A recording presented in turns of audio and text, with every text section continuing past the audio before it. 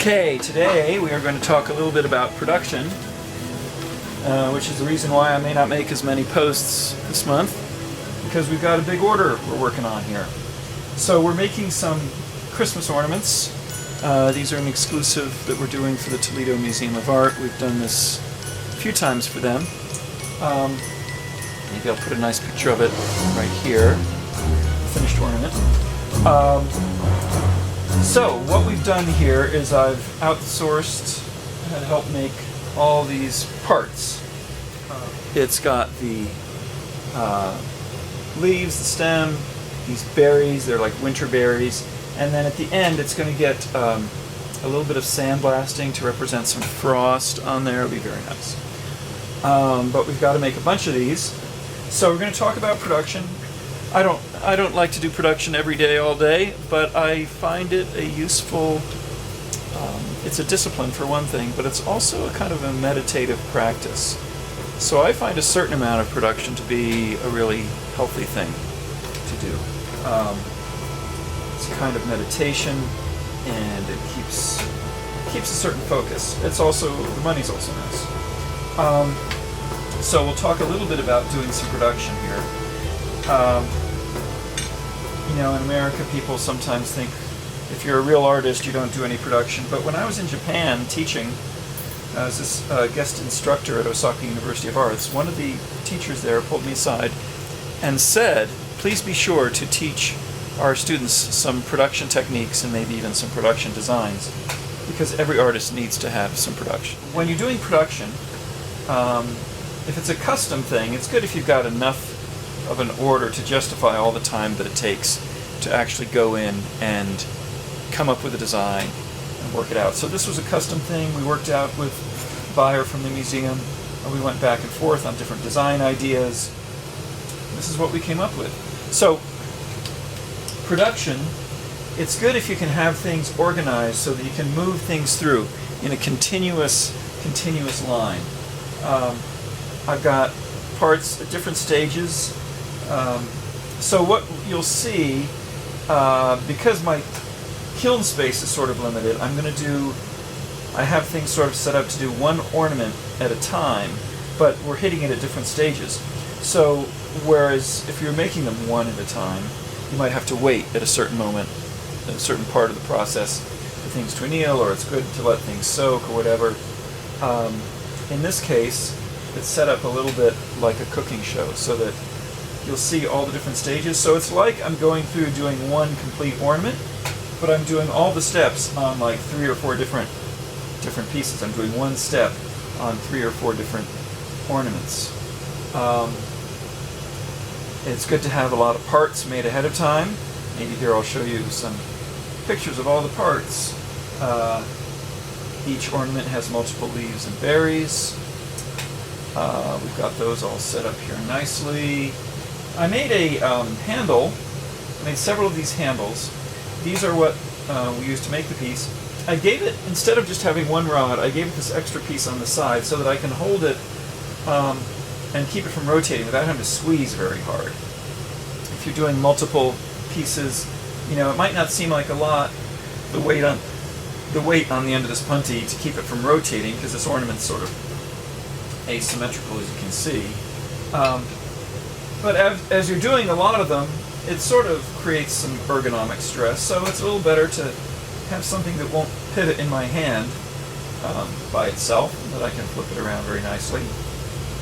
So form follows function very much in the design of this punty. You'll see the stem is going to go on here, and then we brace the stem so that the ends are held in place, because we're making a lot of joints on the middle of this long skinny thing. It'd be ridiculous to try and do that without bracing the ends. So all these things you kind of work through in the logistics of designing it and the initial prototypes. So that's stuck on there. So we're going to make this first step right now.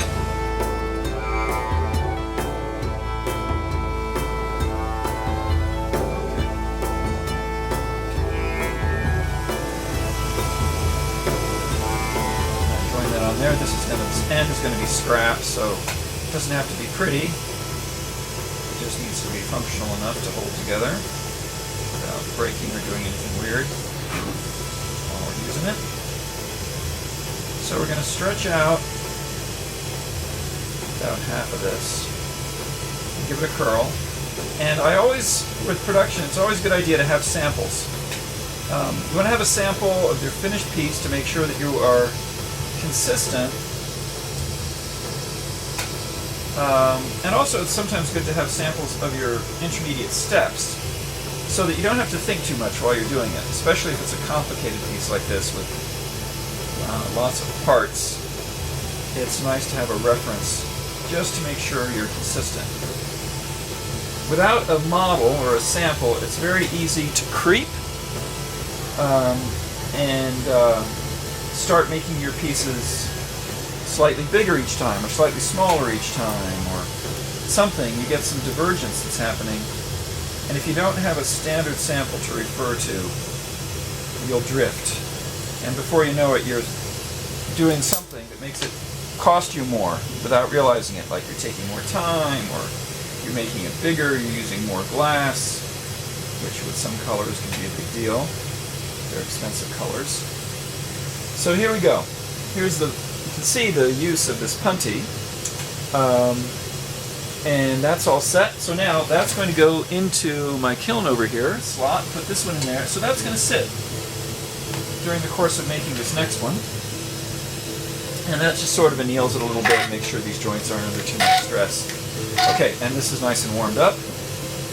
So each of these is going to get 2 of these larger leaves and 3 of the smaller ones. It's going to get 3 berries and it's going to get a loop. Okay, so start with one of these. Warm it up.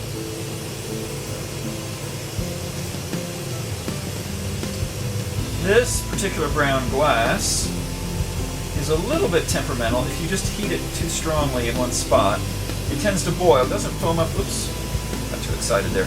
It doesn't foam up as much as the cadmium colors do, but it boils a little bit. So I want to sort of dance in and out of the flame. Also because these leaves were formed with a press, sometimes they'll have some stress in them. Have a little bit of stress cracks that you don't see right away, so by going in a little bit gently, take care of that. Alright, got a joint there. We're going to go back with a hand torch in a minute and clean that up, but first I'm going to give it the bend that I want. Let's see a little stress crack in that mold. It'll spread at this point. I'll polish that out. Okay, so give the leaf a little bit of a bend. And we're going to put a loop on there. You know, as you're doing production, sometimes after you do a couple of them, you realize there's something you want to change. So originally I thought we would make a bunch of loops ahead of time and have a completed loop and stick it right on here.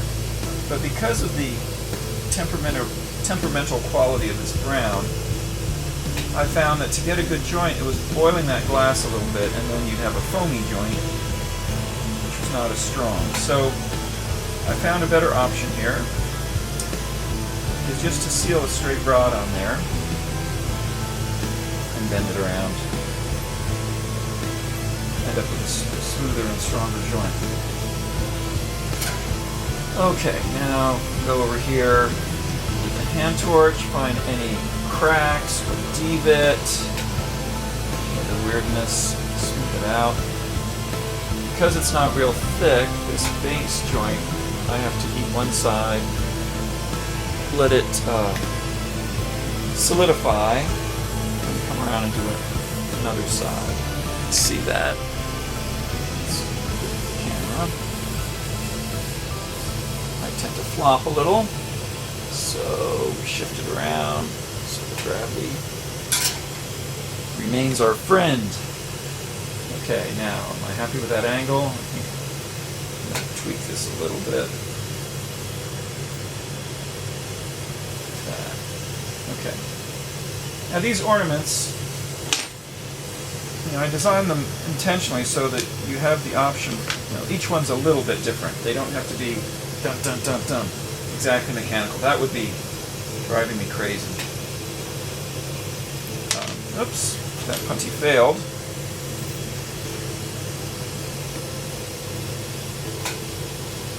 Having a punty is definitely more convenient than having to pick everything up with tweezers. But yeah, the tweezers on hand. Okay.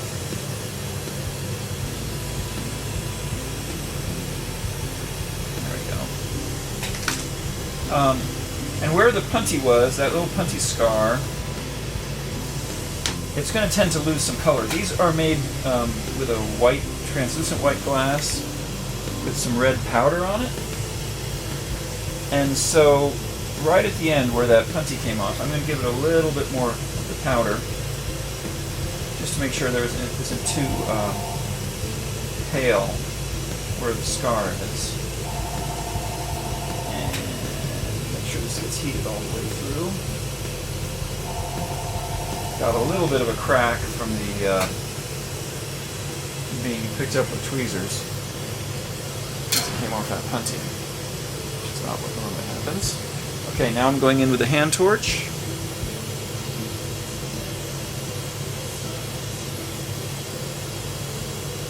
Clean up the joint. Turning it this way so the gravity works with me instead of against me.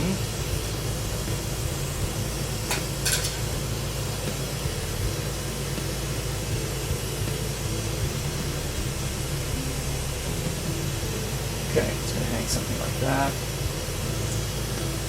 Another berry. Down a little bit.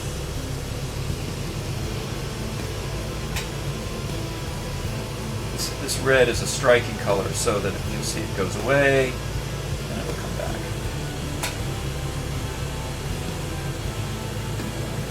You can imagine this would be hell without the ends being braced. That solidify a little bit. Quick little thermal shock on a punty. Can reuse those. Put that in. Get a little bit of powder. You see, I've got the powder in a little spoon here, so that that helps me avoid. I wouldn't want to try sticking it down in the big bowl here. The leaves and everything else would be bumping into the sides of the container. I had that happen at first too. The first few of these I started noticing that the leaf would get chilled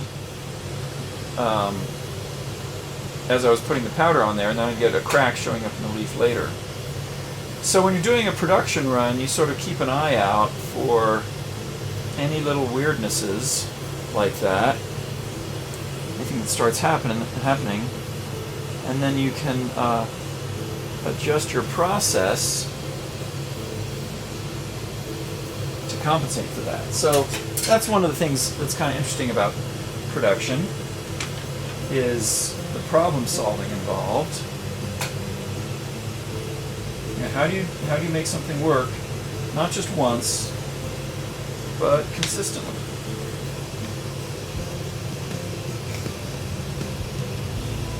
So I want to design something with some anticipation of things that could go wrong or weird things that might happen. And almost inevitably, very often when you're doing production, you'll discover something unexpected. It didn't show up when you were prototyping. The color behaves a little differently. Like this brown is actually sometimes striking, giving me this sort of yellow golden haze, which is pretty enough on its own, but it's not in the original design, and it's not consistent. So, there's a little bit of leeway for that, but if it's a large amount on a particular leaf, then I have to take it out. You just reheat it and take it out. Okay. Stretch. Back. Hand's not in the way, is it? Clean up that joint. Hopefully without the leaf flopping around too much. So there's the ornament completed. Then it goes over in the kiln.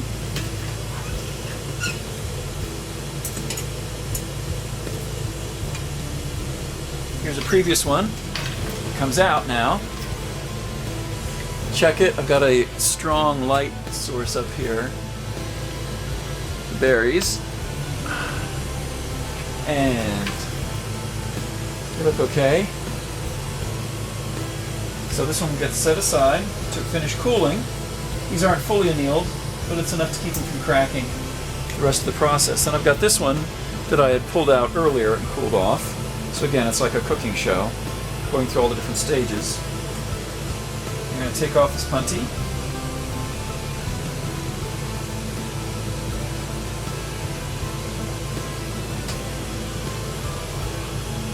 Comes off there. This off. Clean up this end. Give this a little sort of slanted end, kind of like, kind of like a cut flower. Pull it off at an angle. Flatten it a little bit. Like that. Take this end off.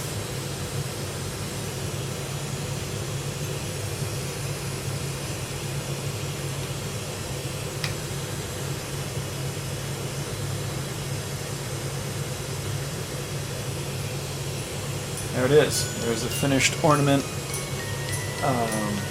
We'll get annealed, and then that little hint of sandblasting. We also put a custom signature on the piece for the Studio Museum of Art. Then we'll start over. Get another one of these punties out. It's been pre-warmed. Join it on the end here. Put the curl in it, and repeat.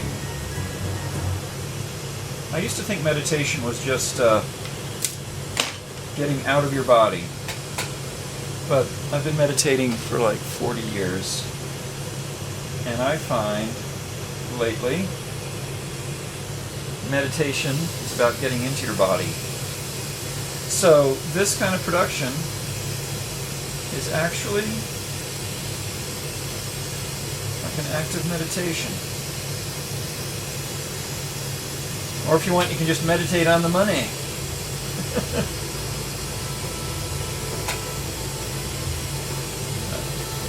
There we go. Yeah, it's nice just to be able to work on something simple, repetitive. You can think about other things while you're doing this. Give it curl. Right position. Again, these aren't exact, but I've got the guide just to make sure I don't, curl it in the wrong direction, right? That would be sort of messed up. It would be okay, except you have to sort of adjust all your other geometry as you're doing that, which is going to take you time. So the sample helps you avoid having to think about anything too much.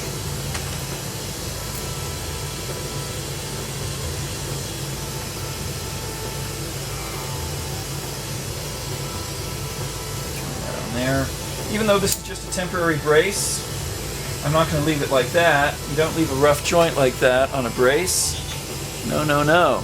You want it to be smooth, because smooth is strong. That's the mantra that we have in my classes. Any joint like this, a brace, you want to make sure it's smooth. Because if it's a rough joint, then at the moment when you need it, when it has stress on it, that's when it's going to pop loose. So make sure it's smooth. This is ready to go. I just noticed there's a little crack on the side of this punty here. That's probably from the edge of the kiln door sitting on top of it, going in and out of the kiln, not really getting properly annealed a bunch of times. Anyway, there's that stem, and it's going to be ready for the next one. And then repeat.